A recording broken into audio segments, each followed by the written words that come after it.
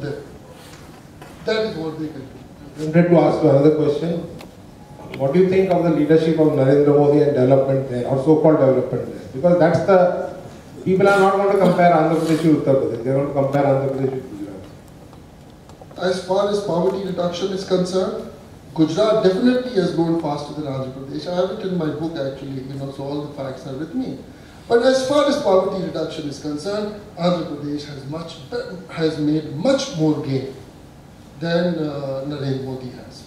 Now, it is not to say that you must keep in mind that Gujarat has been developed for a much longer period of time than Andhra Pradesh. So the poverty reduction that we are seeing in Andhra Pradesh has truly got to be seen in the perspective that its leadership provided the necessary ingredient that you have to create an enabling environment.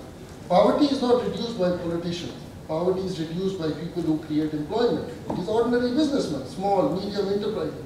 But the enabling environment for them to progress has to be created if you have to put it in a way. Narendra Modi has shown it. In Andhra Pradesh, both Chandrababu Naidu and YSR have shown it.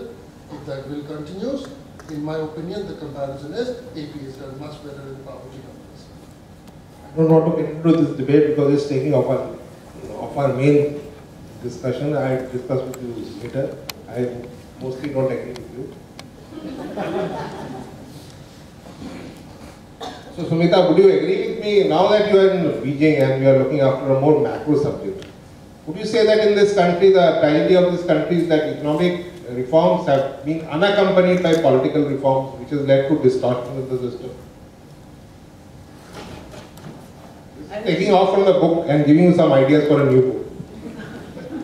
I think that's a very vast question and something which I may not be really equipped to answer.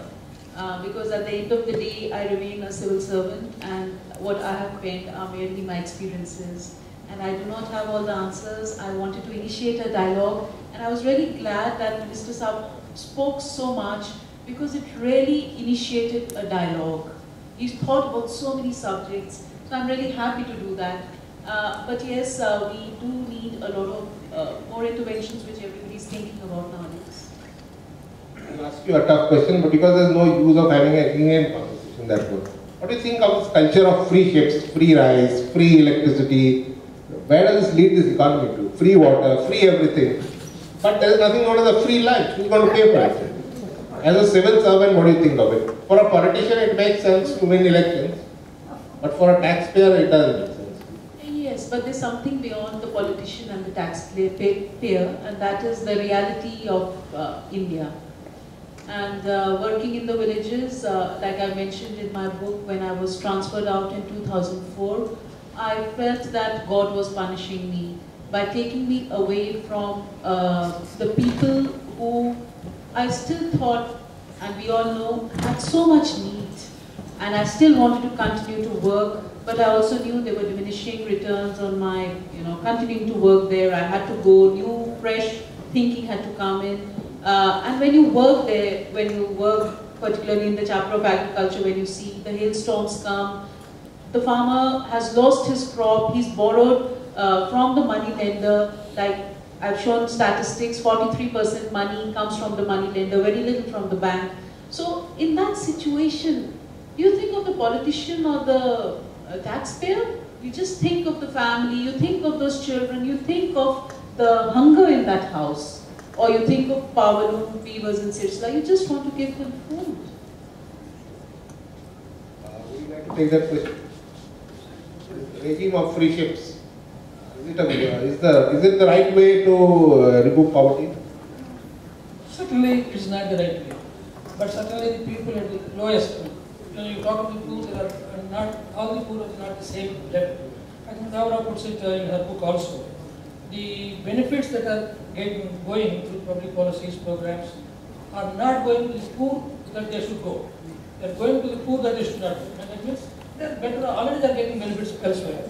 Therefore, it's a question of, as Sumitha has said earlier, targeted. The targets are wrong. Therefore, certain amount of benefits may need to have to go. But certainly not the way it is now we are talking about. The way the public policies are being formulated, so everything is free, that kind of thing.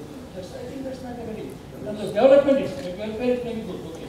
But on development, it's a very disastrous one. consequences in the long run. You think that incentives for the poor are properly targeted, or are they going to the beneficiaries they are meant for, or they are not going to? The various incentives and things that the government gives for the poor, so-called poor, do they really reach the beneficiaries they are targeted at, or they don't? Whenever benefits are extended to the poor, there must be accountability. If there is no accountability, the money will not go to the people whom you want to target it. Now, accountability is missing now. That's why I feel that it is going into the hands of the contractors, middleman, not to the actual beneficiary. This is one. The second point that I wish to make, there should be proper assessment. Once you give any benefit to a section, there must be a missionary to assess it. You lack those two things. You are using it for election purposes. That's why the money that you are giving to the poor is not going to the correct man, but it is going to the middleman. And that middleman happens to be a political boss in the system. Do you agree with them? There are a lot of middlemen here, and in that case, there are more middlemen here or more in Uttar Pradesh? I adequately answer that question, but quite frankly, when I look at the development, I'll give you one example. I have studied the NREGA program and its implementation across in various states. Given that it is a central scheme, it is a goal which is given. So let me answer from certain facts and figures that I have collected. Andhra Pradesh, in terms of it reaching the right beneficiary, that is, it is not aimed at necessarily poor rural household, but the objective is that the rural poor household should be the one working in it maximum. Now, when you look at Andhra Pradesh alone, you might say, you know what, it is not really targeted so well. You put it in a bunch of 15 states, when you do all 15 states, Andhra Pradesh is a big performer. So now, what does this number tell me? I can't tell you exactly the number of middlemen, but it seems to me the local administration, which includes starting right up, which is what Sumitha also makes a point, that somehow or the other the bottom-up institutions, rather than a top-down approach, has had its impact in NREGA in Andhra Pradesh, because they have adopted a sort of a bottom-up approach, where they have made the accountability at the local level. You look at UP and Bihar in terms of performance. Absolutely abysmal. Absolutely abysmal. You look at performance, women's participation in NREGA. Again, it shows. So, the interesting thing is when you do comparative analysis, then you realize to what level a state can be mismanaged.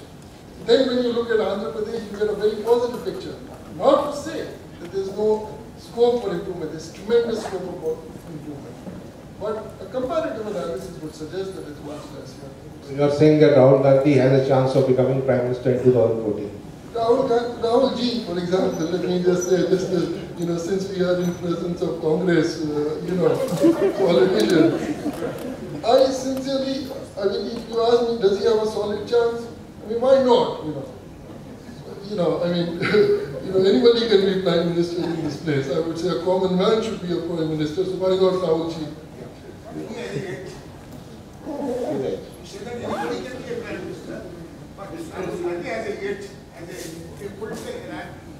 I totally agree with you, but I have noticed in elections, Manmohan saying, for example, we know him as an economist.